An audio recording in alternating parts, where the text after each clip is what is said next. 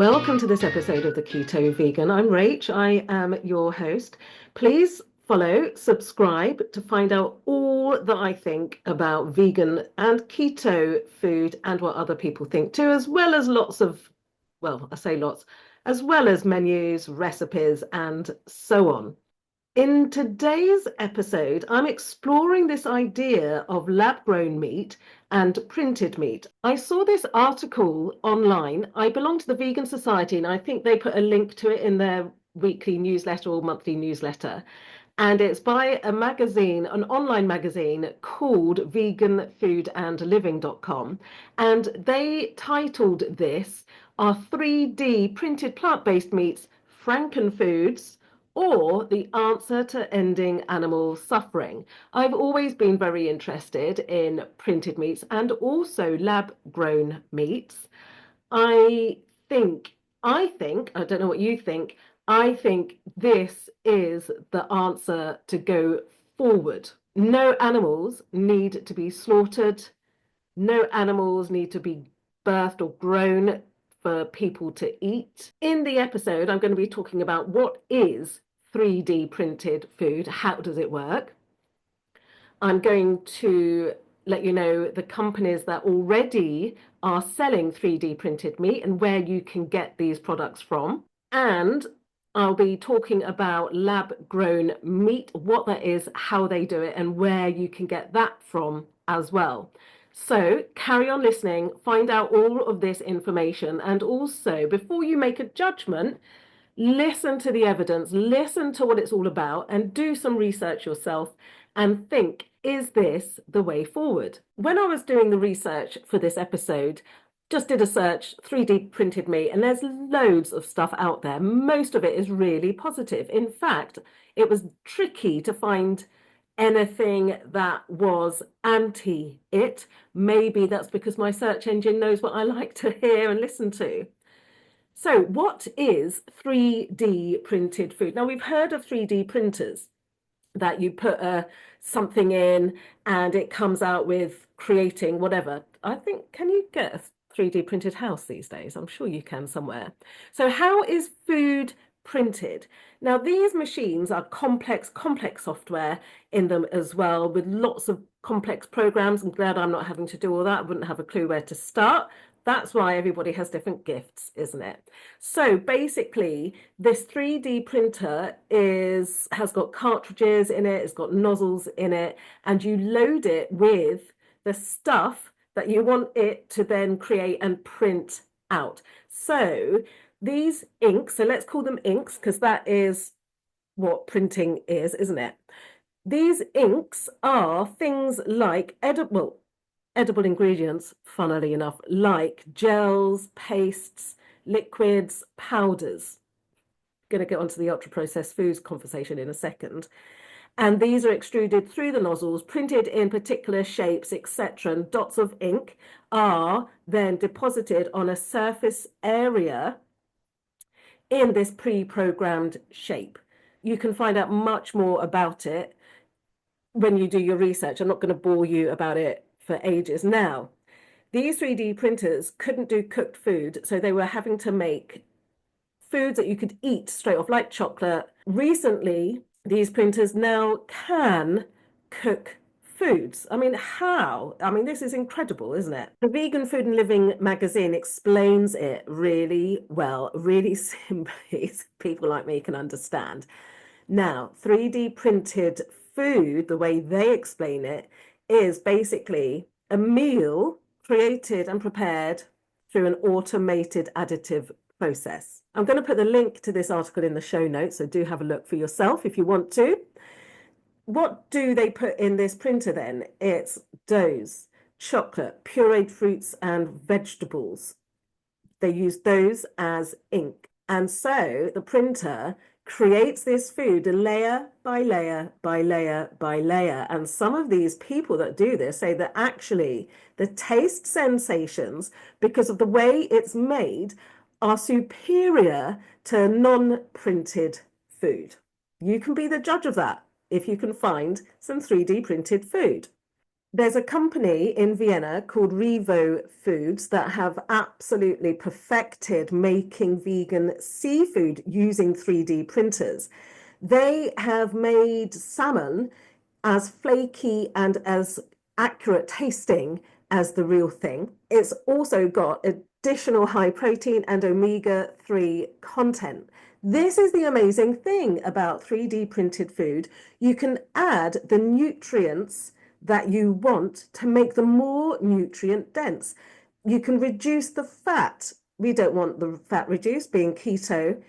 You can reduce the carbs. You can have food printed with the exact macros that you want. And apparently, these food printers are becoming more readily available, and lots of restaurants are using them for their menus. Revo Foods use something called mycoprotein in producing their plant-based fish. This is a really good source of protein and fiber and really low in fat and cholesterol. And they have achieved a Nutri-Score A profile because of the health benefits of this, which is excellent because processed vegan foods, these plant-based meats, are considered unhealthy. It's one of the main criticisms of them, isn't it? Some people think that's why their popularity has diminished in recent years. Another company that's based in Spain is called Nova Meat. They're also producing plant-based 3D printed meats. The texture is really good, and they're also thinking of expanding to things like those of similar taste to chicken and other animal proteins. When I was doing my research about where I could find some 3D printed meat in this country, the only place that kept coming up over and over and over again was Redefine. And then exploring further with that is an Israeli company. When I found out that it's an Israeli company, that gave me a lot of conflict inside. I do not want to support this country that is slaughtering children and women to take over the land. So I am not going to be buying any Redefined until there is resolution and peace over there.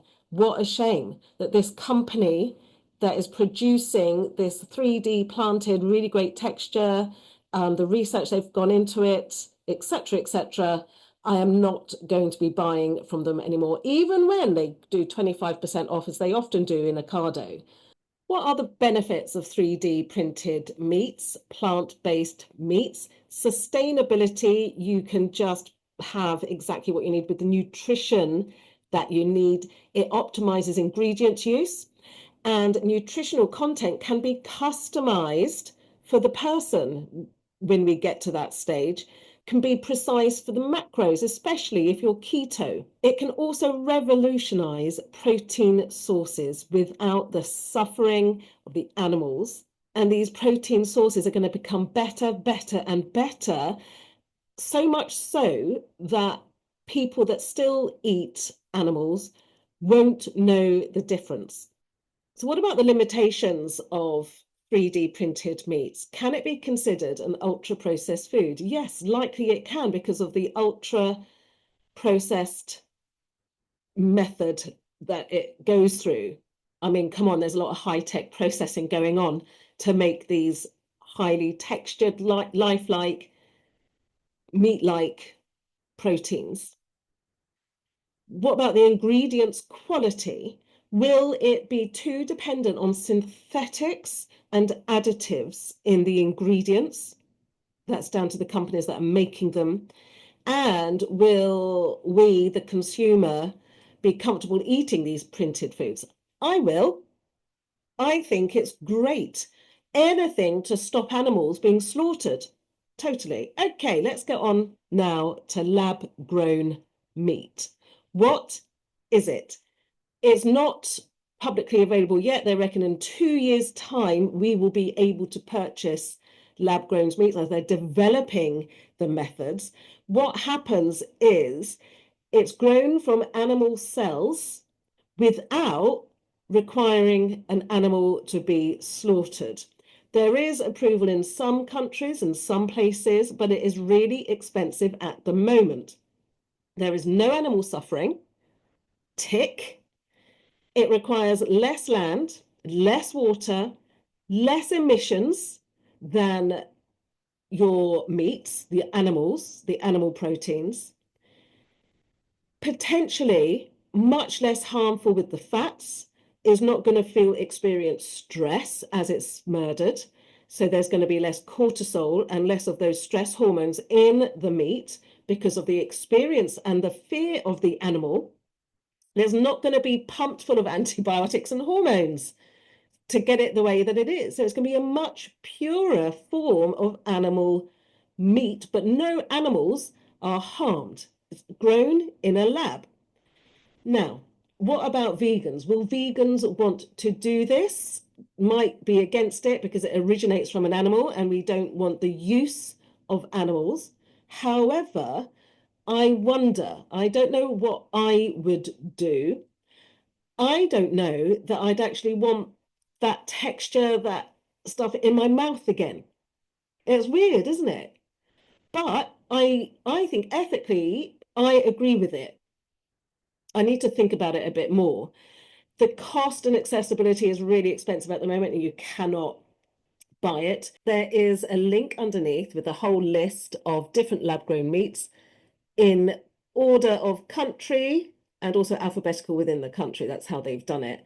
Lots in America, some in Singapore, some in Europe, some in Israel, Spain, France, Australia, Hong Kong, Belgium, Netherlands, might have said Netherlands already, South Africa. Oh my goodness. He's in loads of places, not in England though. Which means it's likely with this development, with so many different countries and so many different companies in these countries developing this, let's think in 2 years' time, we might be able to access this if you want to. Don't forget, you don't have to if you don't want to. All in all, then, are these all UPFs, ultra processed foods?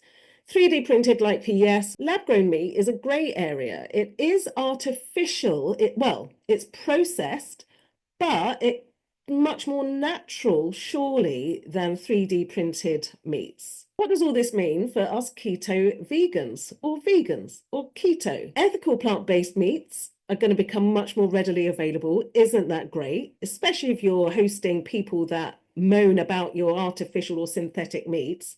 Good God, well, that would be really synthetic, wouldn't it? And a question to ask, are these sustainable for our world for the future? Yes, they are.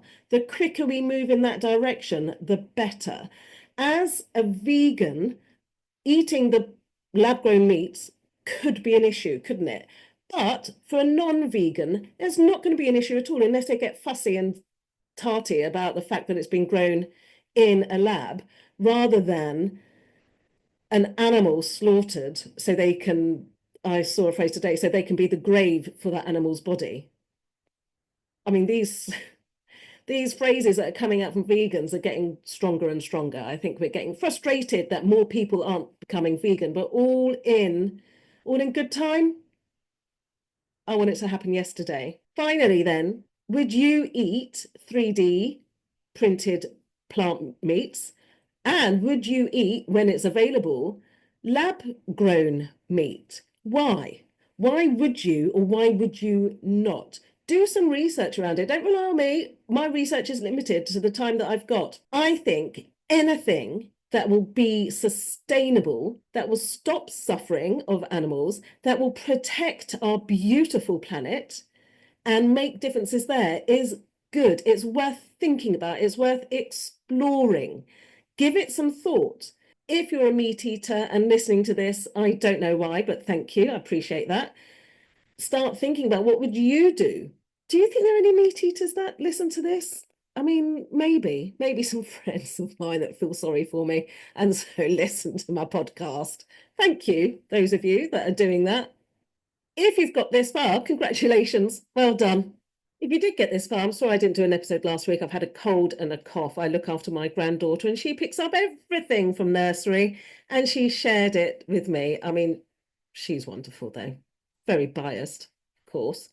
So I didn't do one last week because I was feeling a little bit run down. But if you're just watching the episodes randomly, you'll not even notice this is episode number 84. Tune in next time to find out what I'm going to do. I think I'm going to do some tofu cream cheese. I think I will. You'll find out. See you next time. Thank you for listening.